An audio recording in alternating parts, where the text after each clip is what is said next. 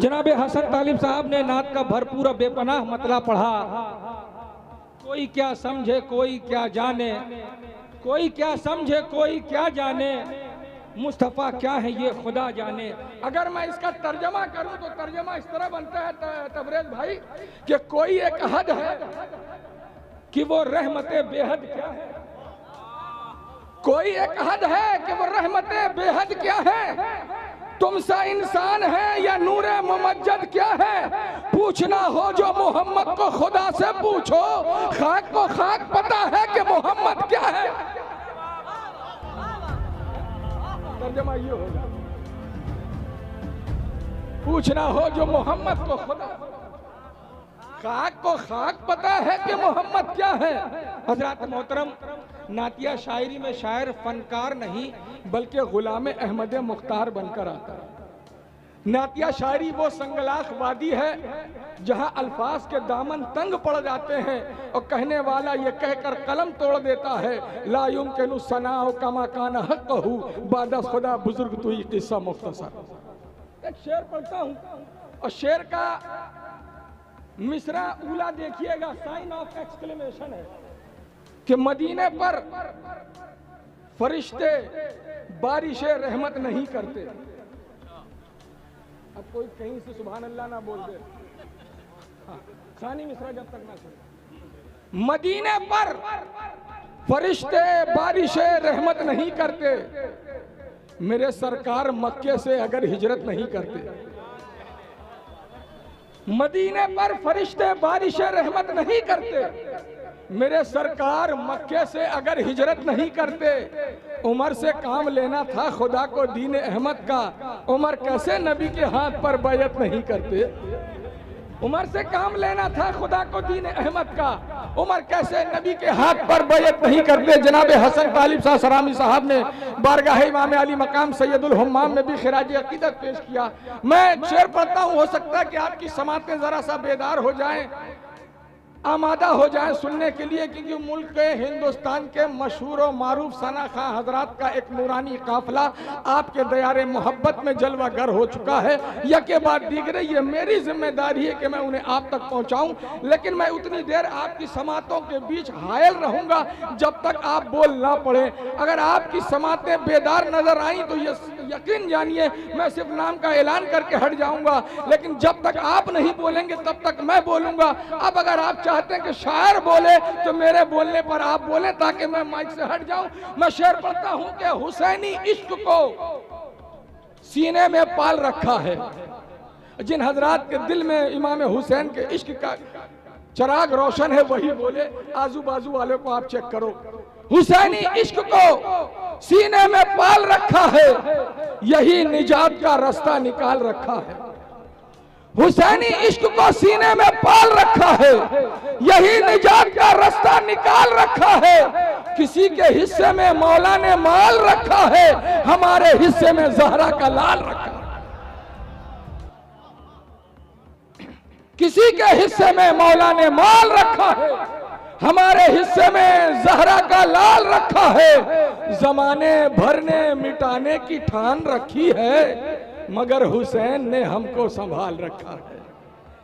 زمانے بھر نے مٹانے کی ٹھان رکھی ہے, مگر حسین نے ہم کو سنبھال رکھا ہے. حضرات محترم,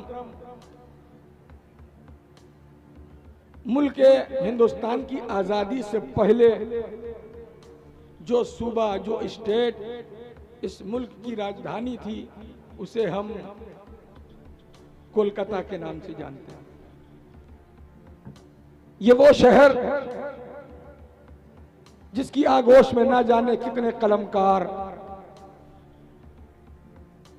کتنے ذی فہم حضرات آرام کر رہے ہیں, اور نہ جانے کتنے قلمکار, کتنے ذی فہم شخصیتیں اس کی آغوش میں تربیتیں پا رہی ہیں. شہر کولکاتہ مذہبی جلسوں سیاسی جلسوں کے لیے محتاج تعارف نہیں, محتاج بیان نہیں.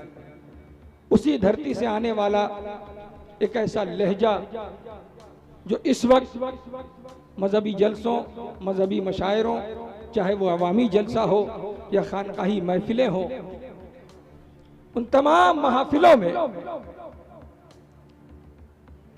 کامیابی کی ضمانت اپنے دوست پر لے کر چلنے والا لہجہ اور سچوں کے ساتھ ہو جاؤ. آپ دیکھو اللہ ہم سے مخاطب ہے. قرآن جیسی مقدس کتاب میں ہماری توجہ لے رہا ہے. ہاں قرآن والے آپ کی یا ایھا الذین آمنوا ایک حرف ندا کے ساتھ نہیں، دو حرف ندا کے ساتھ ہم سے مخاطب ہے. ایک ہے یا، ایک ہے یا ایھا الذین آمنوا، اے ایمان والو، اے ایمان والو، اے ایمان والو اللہ سے ڈرو. رب ہم سے مخاطب ہے. قرآن جیسی مقدس کتاب ہے. یہ اتنی مقدس کتاب آج کی تاریخ میں میں کہوں تو وہ یہ پیارے بہت سارے گھر آپ کو ایسے ملیں گے کہ جہاں قرآن گھر کے اس حصے میں رکھا ہوا ہے جہاں بکری کے جانے لگے ہوتے ہیں. ہاں پہلے کے لوگ تو شب برات کی تیاریاں قرآن کریم پڑھتے بھی کیا کرتے تھے. شب برات میں قرآن خاصی پڑھا کرتے تھے، ثواب کی نیت سے پڑھا کرتے تھے، بچوں سے بھی تلقین کیا کرتے تھے کہ قرآن پڑھو. آج تو وہ بھی ختم ہوتا ہوا نظر آ رہا ہے. ہمارے لوگ پہلے تو روز قرآن کی تلاوت کیا کرتے تھے، آج تو آپ کو شاد و نادر ملے گا.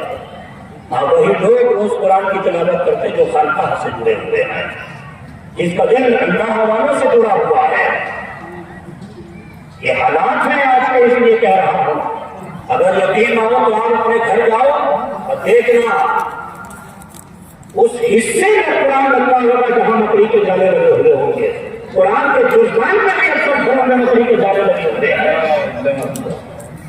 اللہ اس مقدس کتاب میں جو محمد عربی پہ نازل کیا، قرآن کے دلہن پہ نازل کیا، شفیع المسلمین پہ نازل کیا، انیس الغربین پہ نازل کیا، جان عالمین پہ یہ کتاب نازل ہوئی، طٰہٰ و یاسین پہ نازل ہوئی، بے قصوں کے کس پہ نازل ہوئی، چارہ سازائے دردمندوں پہ نازل ہوئی. اس مقدس کتاب میں کہتا ہے یا ایھا الذین آمنوا. ایک مقام پہ نہیں، میرے علم کے مطابق تقریباً 80 سے زائد مقام پر اللہ اس طرح سے اپنے بندوں سے خطاب کرتا ہے، کہتا ہے یا ایھا الذین آمنوا، اے ایمان والو، اے ایمان والو. تو ہر ایمان والے کو چاہیے کہ فکری طور پر اپنے رب کی جانب متوجہ ہو جائے، میرا رب مجھ سے کیا کہنا چاہ رہا ہے. تقریب فہم کے لیے مثال تو نہیں دے سکتا، آپ کو سمجھانے کے لیے آپ زیادہ سمجھ جائیں. ایک شیخ اللہ والا کامل پیر، بہت سارے لوگوں کو کامل پیر کا دامن ملا ہے، خوش نصیب ہے وہ لوگ. اگر دیوار کے پیچھے سے آواز دے اور کہے اے عارف بنانے کی ہے عارف، شیخ نوازی عارف، تو جتنے عارف سے کسی بیٹھے ہیں سب اپنے شیخ کی جانب بھول جائیں گے فکری طور پر. دنیا کی مثال لے لو دنیا کی لوگوں سے. ایک باخلاق نیتا ہے، پردے کے اس پار سے آپ کو آواز لگایا، جتنے لوگ اس پار بیٹھے ہیں سب کا نام امتیاز ہے. دل پہ ہاتھ رکھ کے بتاؤ سارے امتیاز فکری طور پر اس جانب بھولیں گے. اللہ مقدس کتاب میں قرآن کریم میں ایک مقام پہ نہیں کئی مقامات پہ کہتا ہے تو یا ایھا الذین آمنوا، یا ایھا الذین آمنوا، اے ایمان والو، اے ایمان والو. تو اب ایمان والا چاہے گرانی سے تعلق رکھے، ایمان والا چاہے رہبار سے تعلق رکھے، ایمان والا کوشامبی کے کسی خطے سے تعلق رکھے، ایمان والا چاہے مظفر پور سے تعلق رکھے، ایمان والا چاہے ناگپور سے تعلق رکھے، ایمان والا چاہے ہندوستان کے کسی کونے سے تعلق رکھے، ایمان والا چاہے افغانستان سے تعلق رکھے، چاہے پاکستان سے تعلق رکھے، ملک کے کسی خطے سے تعلق رکھے، دنیا کے کسی کنٹری سے تعلق رکھے، ہر ایمان والے کو چاہیے کہ فکری طور پر اپنے رب کی جانب متوجہ ہو جائے، میرا رب اس سے کیا کہنا چاہ رہا ہے. آپ کی توجہ ہو گئی، آپ پہنچ گئے اپنی خانقاہ. شیخ یا ایھا الذین آمنوا کا فلسفہ کیا ہے؟ شیخ نے اپنی توجہ دلائی، کہا اللہ میری توجہ بڑھ گئی، بتا کیا کہنا چاہ رہا ہے. تو اللہ نے کئی مقام پر کہا اتقوا اللہ، اللہ سے ڈرو. کئی مقام پر اللہ سے ڈرو. آپ کو محاسبہ نفس کرنے کی ضرورت ہے. کچھ علماء کو بھی، عوام کو بھی، امام کو بھی، مقتدیوں کو بھی، کچھ پیران اعظام کو بھی، مریدوں کو بھی یہ محاسبہ کرنے کی ضرورت ہے کہ اللہ کا خوف ان کے اندر کتنا ہے. اتنی آسان نہیں کرنا جتنی آسان کرنا سمجھ رکھے ہو. اللہ نے قرآن میں فرمایا وَلَقَدْ وَصَّيْنَا الَّذِينَ أُوتُوا الْكِتَابَ مِن قَبْلِكُمْ وَإِيَّاكُمْ أَنِ اتَّقُوا اللَّهَ اللہ سے ڈرو. اللہ نے قرآن میں فرمایا یا ایھا الناس اتقوا ربکم الذی خلقکم من نفس واحدہ. اللہ سے ڈرو، اللہ سے ڈرو. اللہ نے قرآن میں کئی مقام پر فرمایا یا ایھا الذین آمنوا اتقوا اللہ حق تقاتہ ولا تموتن الا وانتم مسلمون. اللہ سے ڈرو جس طرح ڈرنے کا حق ہے. فاتقوا اللہ ما استطعتم، اپنے استطاعت کے مطابق اللہ سے ڈرتے رہو. اللہ نے قرآن کے کئی مقامات پر کہا. کئی سائری آیتوں کی تلاوت کر سکتا ہو، وقت میرے پاس کم ہے. آپ کو توجہ دلانے کے لیے اتنی کافی ہے. اللہ نے کہا اللہ سے ڈرو، اللہ کا خوف رکھو. اللہ نے مقام فرمایا فلا تخشوا الناس واخشونی، تم لوگوں سے مت ڈر، اللہ کا سے ڈر.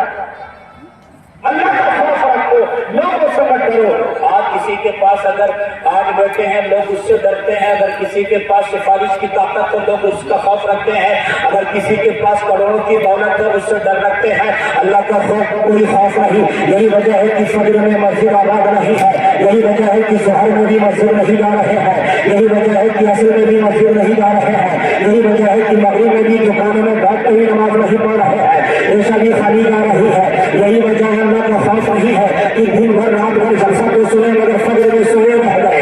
یہی وجہ ہے کہ آج ماں باپ کو ستایا جا رہا ہے. ظلم و ستم کے پہاڑ ڈھائے جا رہے ہیں. آج خانقاہوں کو تانے تشریح کے نشانے سادے جا رہے ہیں. آج صوفیہ کے نام دان کیا جا رہا ہے. اللہ کا خوف نہیں ہے. اگر ہر شخص کے اندر اللہ کا خوف آ جائے، اللہ کا ڈر آ جائے تو ہم یہ سمجھتے ہیں ہمارا اسٹیج بھی برائیوں سے پاک ہو جائے گا، ہمارا جلسہ بھی برائیوں سے پاک ہو جائے گا. اللہ کا خوف آ گیا تو امام بھی متقی ہوگا اور وہ کبھی بھی متقی ہوگا. اللہ سے ڈرو. بات حق ہے. وَإِذَا الصُّحُفُ نُشِرَتْ، جب حشر میں دفتر کھولے جائیں گے. سورہ تکویر کی آیت پر سارا پکار حضرت عمر رو پڑے. جب حشر میں دفتر کھولے جائیں گے، میں کہتا ہوں حضرت عمر کا دفتر کھولے گا تو کیا نکلے گا؟ یہی نا نمازی بھی تھے اور ہر زاویے سے متقی اور پرہیزگار تھے. مگر اے لوگوں، ہمارا جب دفتر کھولا جائے گا تو عمر کا کبیر ساتھ ساتھ ہے. جو اچھائی کرتے ہوئے نکل لیا جاتا ہے، جو برائی کرتے ہوئے وہ نکل لیا جاتا ہے. جب انتقال کرو گے حشر کا میدان سجے گا، جب ہمارا دفتر کھولے جائے گا وہ قراری کے جوانوں کو ہم کچھ کھیلتے ہیں، ہم بھی اللہ کے خوف میں اپنی زندگی. حضرت عمر